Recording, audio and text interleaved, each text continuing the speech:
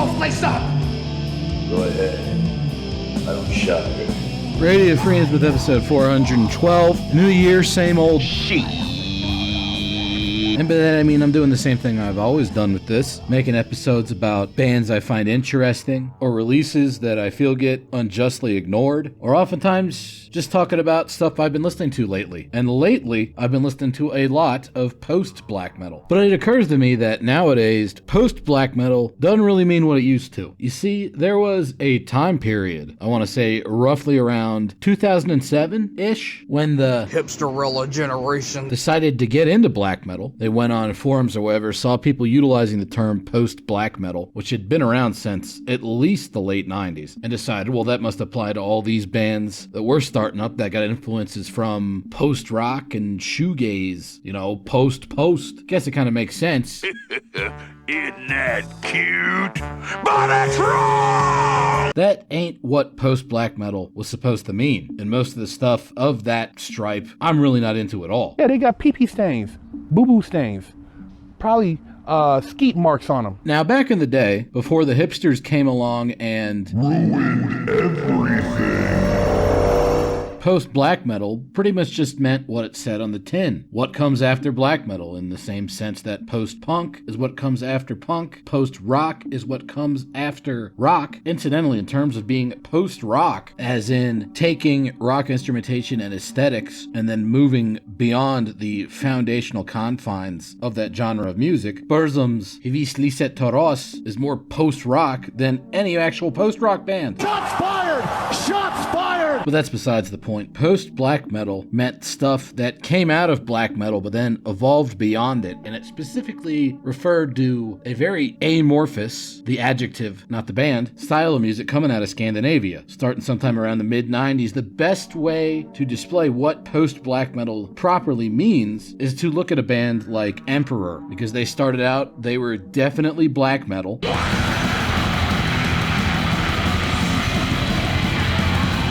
But then when you get a couple albums in, it starts getting kind of weird.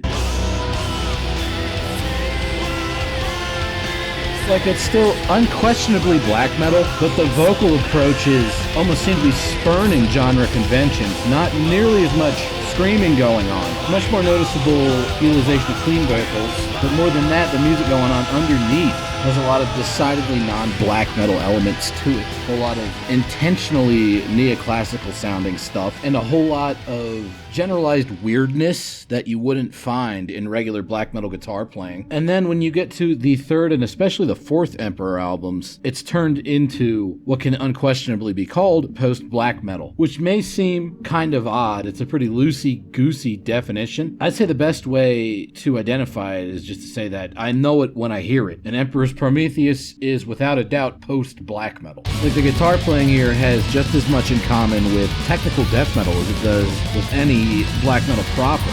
And the orchestral elements are way more forward than they are in even most symphonic black metal bands. And then whatever the fuck this is happens. I guess you could call it neoclassical dark wave. There's stuff like this all over this particular Emperor album, these abrupt stylistic shifts. But at the same time, I would still call it post-black metal as opposed to any other genre. It's still clearly being made for a black metal audience. In fact, I would say that it's far more likely for a fan of black metal to be into this than it is for someone who hates black metal to enjoy it. With that said, there's still a whole lot of black metal fans that really did not like this particular style shift. I, however, am not one of them. I'm not going to say it's a classic on the level of In the Night Side Eclipse or even Anthems to the Welkin at Dusk, but I like Emperor's Prometheus a whole lot. I think it's an interesting album, and it very much works as a display of what post-black metal was all about. So where did this post-black metal thing come from? Well, like a lot of modern black metal proper, it starts out in Norway. Specifically, I can point to two bands, both of which shared members with each other. The first one is Arcturus, a band that's actually a lot older than most people realize. Their first demo came out in 1991, and even at that point, I would say it's halfway to being post-black metal.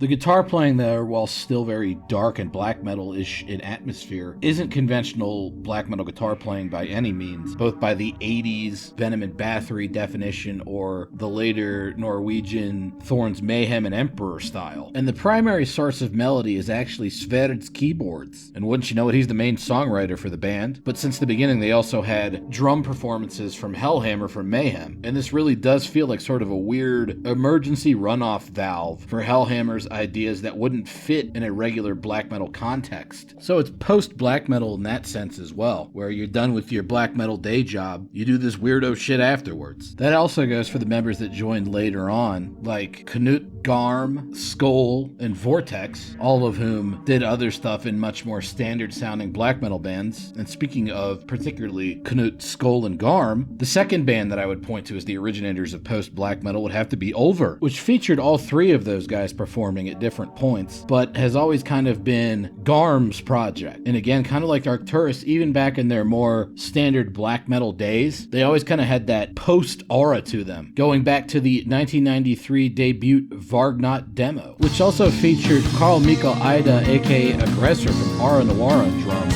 doing some downright jazzy sounding weirdo shit underneath the weirdo clean guitars. And even when the standard distorted black metal guitars come in, they're playing riffs that are a little bit looser, a little bit more amorphous, the adjective again, not the band, than is normal for black metal. And in addition to the harsh vocals, you got these weirdo, plaintive exaltations, these mournful sounding, almost kind of whines that actually have a whole lot in common with Tom G. Warrior's vocal approach on Celtic Frost's Into the Pandemonium, which might be considered something of a primordial work of post-black metal. As Over moves on, they put out another weirdo black metal album like that, then they put out kind of an acoustic folk album, then they put out a much harsher, but still somewhat post-sounding sort of black metal album. Then we hit the dawn of the new millennium and they put out themes from William Blake's The Marriage of Heaven and Hell, and this shit is just straight up post-black metal. Also, that's Fenris from Darkthrone on vocals, so you can fill out your RFI bingo card, since I mentioned Fenris. Som klarte seg veldig fint på 70-tallet uten den dritten. But here we've got a black metal riff existing entirely outside of black metal. The rest of the music is some kind of weird electronic dance thing. This album is full of odd post-black metal mashups like that. Then after this album, Over went post-black metal exclusively into ambient and electronic and noise music, most of which I don't like very much. Some of it's okay. Point is, these guys underwent the post-black metal journey, perhaps more dramatically than any other band. And there's a pretty good chance if you've got something coming out of Norway from around this time that can be described in any way, shape, or form as post-black metal, there's probably at least one member of Over involved with it. Now, I think if you are coming to this from a place of honesty, of good faith, you'll agree with me that as far as what I've shown you of actual post-black metal, that Emperor album, Arcturus, Over, most of what we call post-black metal nowadays don't really sound like any of that shit at all. In fact, and I swear to God, this just isn't my inner Slavaboo speaking.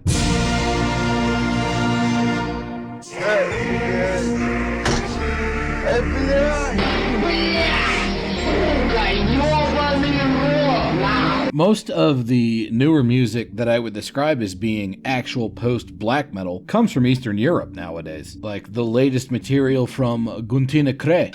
When it comes to other bands actually picking up what Emperor was putting down on Prometheus, their 2018 album Ignipoten, that's probably the only time I've heard another band pull that shit off successfully. I feel like a lot of people sleep on this one, but it is quite good.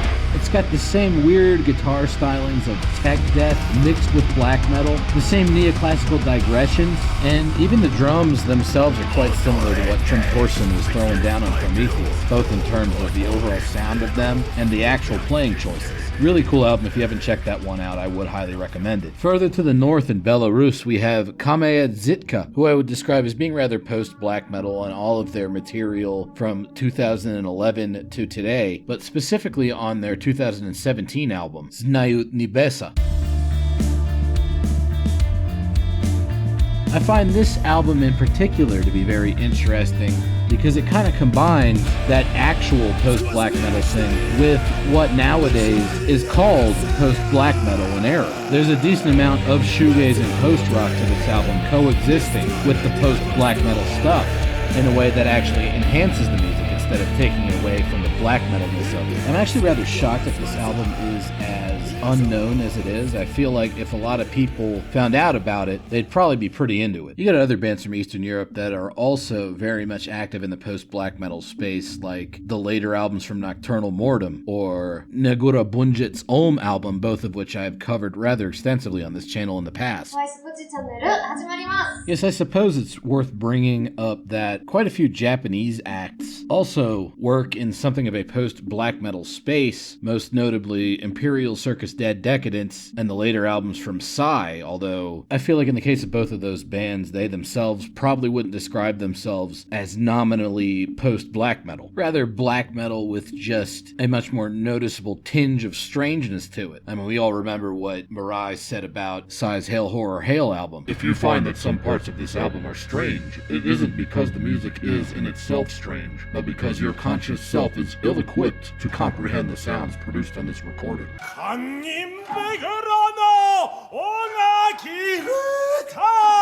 All that stuff is pretty great too, and I've covered both bands quite extensively on the show here in the past. With that said, not all post-black metal is great. I feel like I've really been gassing the sub-genre up quite a bit over the course of this episode, but a lot of post-black metal, Well, it stinks. I myself, despite being a pretty big fan of Emperor's Prometheus album, have been unable to really find much of value in any of Ishan's solo work. And trust me, I tried. I got The Adversary when it came out, didn't like it then, don't like it now, and everything I've heard after it sounds even worse. Not to mention his Peccatum side project, which has never really grabbed me. I don't know if there's any real big Peccatum fans out there. If you're one of these people like, actually, John, I'm a really big fucking Peccatum fan. You know what you are? You're a fucking liar.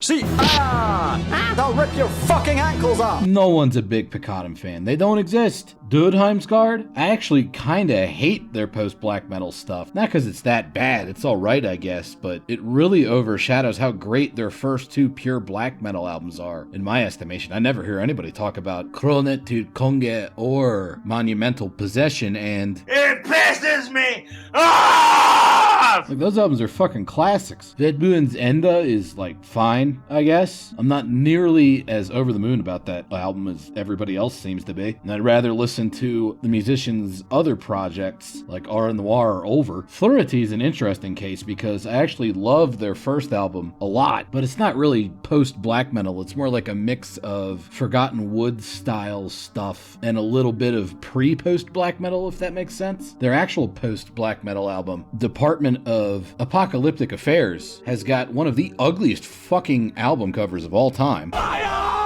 And the music itself, let's just say it matches that fucking album cover. Now, if you really do want some good, authentic, true Norwegian post-black metal, I've got it narrowed down to two albums specifically, and you can probably guess what they are if you've looked at this episode's thumbnail. We're talking about the third and fourth Arcturus albums, the Sham Mirrors and Sideshow Symphonies. 나랑 룸서비스를 영어로 시켜먹기였는데 Why those two Arcturus albums in particular? Well, allow me to explain. Their first album, Asperahiem Symphonia, is absolutely one of my all-time favorite albums, to the point where I kind of want to do an episode just on that album and the demos that came before it at some point in the future. But it's kind of got the same thing going on as that Fluidity album, where it's not quite fully post-black metal yet. It's more like pre-post-black metal mixed with slightly more normal symphonic black metal, or rather as normal as Arcturus can get, which isn't very fucking normal. Then you got Le Masquerade Infernal, the second Arcturus album, which is definitely post-black metal, but I don't know, I've just never been as into that album. It's almost a little bit too mixed up sounding for my tastes. I actually prefer the remix album, Disguised Masters. I mean, I'd take a whole album of material that just sounded like that new version of Master of Disguise.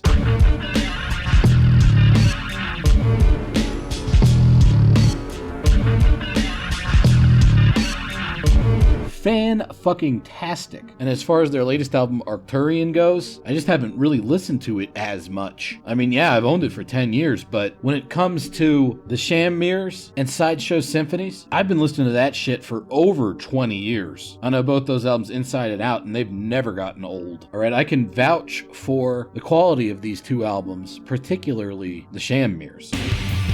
which features my favorite Arcturus song of all time, including their black metal material, that being Nightmare Heaven, which you're hearing right now. For starters, Garm's vocals have never sounded better than they did on this album. I will not accept any arguments on that fact. His cleans are perfect here. But even more that, the instrumentals, particularly the riffing style on this album, is unlike anything else I've ever heard. It's sort of a hybrid of black metal, power metal, and some kind of progressive groove metal a la Nevermore, but like way fucking better than that mixture has any right to sound. And that's not to say anything about Skrrd's keyboards, which are magnificent.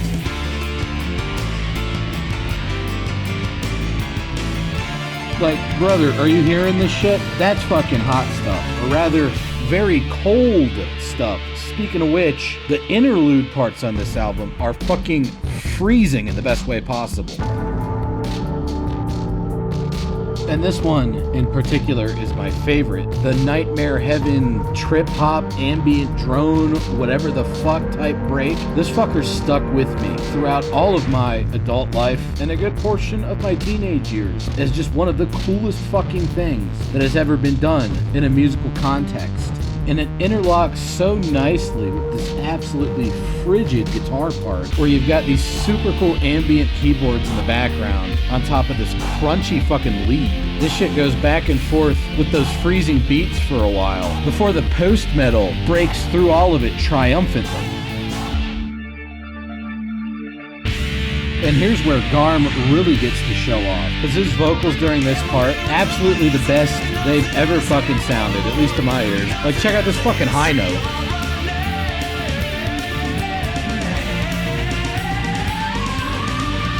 Like the fucking guitar solo and the keyboard, it's really just the best. So yeah, that song's absolutely perfect in every way. But what I really find to be interesting about this album is that more and more kind of black metal darkness starts to creep in on the second half. Perhaps most notably on the song Radical Cut, which actually features Ihsahn on vocals, doing only harsh screams. But my particular favorite of this album's more black metal tracks is actually Collapse Generation, which features some of my favorite drumming of all time from Hellhammer. The blast beats in this part always kind of made me think of that boar demon from the beginning of Princess Mononoke running around, except in like a snowy environment. I actually had a dream about that when I was a little kid listening to this album for the first time. Then this piano part right here fucking slaughters all opposition. In general, the more brutal parts of this track remind me a whole lot of Limbonic Art of all bands. Although, I must say, as much as I like Limbonic Art, I like this song better than pretty much everything they've done, or everything most bands in general have done. And then we get into the interlude part of the track, which has to be there because this is post-black metal, and I gotta say, you might actually be able to blame this track for my love of neoclassical visual kei like Malice Miser. Because this part right here hits the same notes as a lot of the best stuff on their Merveille album, and it probably did something to my brain when I was a kid. Then eventually the metal comes back in, and it's doing that neoclassical groove metal thing with those excellent vocals from Garm. I cannot overstate how great the vocal performance is on this album. If you take one thing away from this episode, it's go out and get this one so you can hear more of these vocals. And then the black metal comes back in seamlessly, and it's just as good as it was the first time around. Like, I don't know how you can hate this level of drumming, this level of musicianship in general. It's just overall a fantastic fucking album. And the album that comes out after it, Sideshow Symphonies, is in many ways kind of this album's shadow. It feels more subdued than how bombastic Sham Mirrors is, but at the same time it goes to even darker places. This one's technically the first album Arcturus did with Vortex as a lead vocalist instead of Garm, although to be fair, he was all over the Masquerade Infernal as well, and I actually found his vocal parts on that album to be much more memorable than Garm's. If I had to pick, I like Garm's vocals on the Sham Mirrors a little bit more than the vocals on this album, but I find that Vortex is more consistent for me overall as a vocalist. Like, there's plenty of albums where I really don't like how Garm sounds at all, but generally if Vortex shows up on something, even if the rest of the music sucks, I'm gonna like his vocals. Luckily that's not the case here. The soft parts are great, and the black metal parts are a lot more noticeable this time around than they were on Sham Mirrors. I don't know if that has anything to do with Vortex being way more into black metal metal than Garm ever really was. But there's just something about when this album decides to get dark like it does right here. Something about how subdued the production is in contrast to the material that really hits me a certain way. Then on this song, it does shift back into the lighter stuff just for a second. And goddamn, are this guy's vocals great. He actually reminds me a lot of a more cold and subdued version of John Anderson from Yes. And yes, I do like Yes a lot. Not just for the JoJo memes either.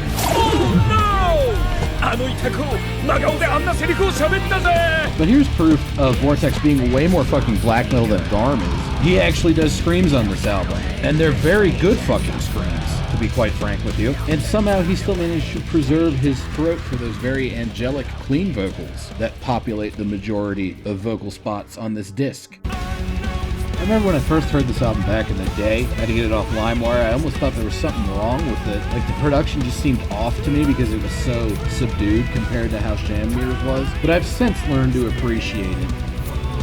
And like on Sham Mirrors, they gotta have a really cool interlude on my personal favorite song of the album. In this case, we're talking about Shipwrecked Frontier Pioneer. And it's weird little, I don't know what you would call this section.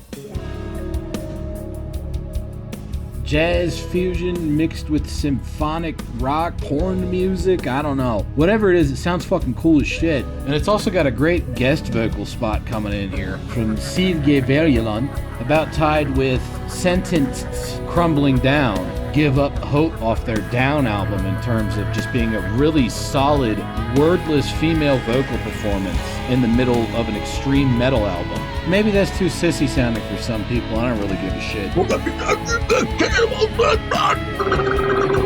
Alright, I listen to Ild Yarn on the regular. I can play pretty much every riff on Suffocation's Human Waste from memory. Alright, I don't gotta prove anything to you about how brutal I am. And sometimes I like listening to shit like this. So get off my fucking back and get on that post-black metal tip, because as I've hopefully demonstrated to you over the course of this episode, it ain't that shitty hipster shit that you thought it was, and some of it is really fucking good, particularly those two Arcturus albums we ended the episode with, but also Emperor's Prometheus, and those releases from Kame Zitka and Gutina Kre. Alright, it can be done. There is some sick fucking post-black metal out there. Thanks for listening or watching or whatever you did, and I'll see you next time. Remember, Sally, when I promised to kill you last? That's right, baby. You did. I lied.